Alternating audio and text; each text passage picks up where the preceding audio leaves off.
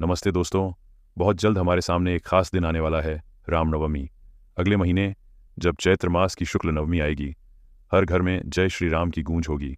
ये वही पवित्र दिन है जब अयोध्या में भगवान राम का जन्म हुआ था। आज हम उस अनश्वर कथा को सुनेंगे जो रामायण में लिखी गई है, और यह भी जानेंगे कि रामनवमी हमारे लिए क्यों इतनी खास है। तो चलिए इस यात्रा को शुरू करते हैं। कई युग पहले अयोध्या में राजा दशरथ का राज था। चारों ओर शांति थी, लेकिन उनके दिल में एक टीस थी। उनकी 3 रानियां कौशल्या, सुमित्रा और कैकेयी संतान सुख से वंचित थीं। फिर दशरथ ने आश्री रंग के साथ मिलकर पुत्र कामेष्टि यज्ञ करवाया। यज्ञ की अग्नि से एक दिव्य पुरुष प्रकट हुआ। उसके हाथ में स्वर्ण पात्र था जिसमें खीर भरी थी। उसने कहा, इसे अपनी रानियों में बांट दो। खीर बंटी और समय बीता। फिर चैत्र की नवमी को, जब सूरज आकाश में चमक रहा था, माता कौशल्या के गर्भ से एक बालक ने जन्म लिया।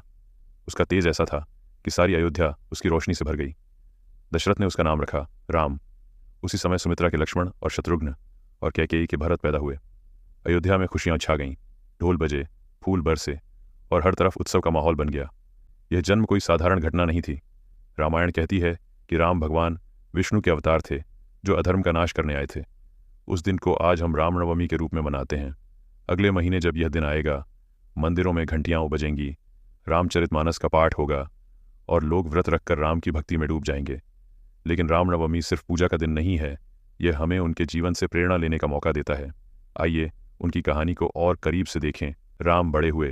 गुरु वशिष्ठ ने उन्हें और उनके भाइयों को शास्त्र और धनुर्विद्या सिखाई। राम का स्वभाव शांत था, लेकिन उनकी ताकत असीम थी। लक्ष्मण उनके साथ हर पल रहते थे। एक दिन आर्षि विश्वामित्र अयोध्या आए। उन्होंने कहा, राम, मेरे यज्ञ को राक्षस भंग कर रहे हैं, मेरी मदद करो। दशरथ घबरा गए, लेकिन राम ने कहा, यह मेरा धर्म है।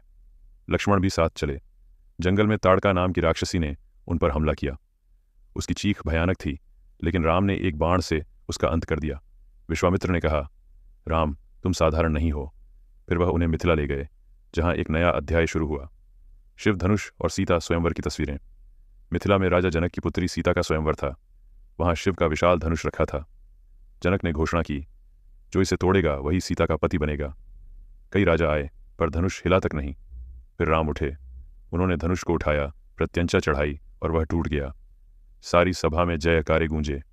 सीता ने राम को वरमाला पहनाई, लेकिन यह खुशी ज्यादा दिन नहीं टिकी। अयोध्या लौटते ही एक तूफान आया। दशरथ ने राम का राज्याभिषेक तय किया, लेकिन कैकेयी ने अपने 2 वरदान मांगे, भरत को राज और राम को 14 साल का वनवास। दशरथ टूट गए। राम ने कहा, पिता का वचन मेरा कर्तव्य है। सीता और लक्ष्मण भी उनके साथ चले। जंगल में कई साल बीते। एक दिन रावण की बहन शूर्पणखा आई। उसने राम से विवाह की बात की, लेकिन राम ने मना कर दिया। उसने सीता पर हमला किया तो लक्ष्मण ने उसकी नाक काट दी। यह खबर रावण तक पहुंची। उसने चाल रची और सीता का हरण कर लिया। राम और लक्ष्मण उनकी खोज में निकले। हनुमान और सुग्रीव उनकी मदद को आए। हनुमान ने लंका में सीता को ढूंढा और राम को संदेश दिया। फिर समुद्र पर सेतु बना। लंका में रावण से युद्ध हुआ। रावण का अहंकार बहुत बड़ा था, लेकिन राम के एक बाण ने उसका अंत कर दिया। सीता लौटी और राम के साथ अयोध्या आए। उस दिन दीप जले जो आज दीपावली बन गया। लेकिन रामनवमी हमें उनके जन्म की याद दिलाती है, उस शुभ दिन की जब धर्म का प्रतीक धरती पर आया।